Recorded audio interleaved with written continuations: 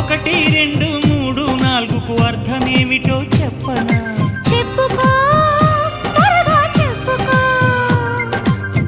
ఒకటంటే ఒకటిగా అడుగేద్దాం, రెండంటే రెండు గుండెలను ముడిపెడదాం, మూడంటే మూడు ముళ్ళేసి ఆ తర్వాత నాలుగు కాలాల పాటు కలిసుందాం.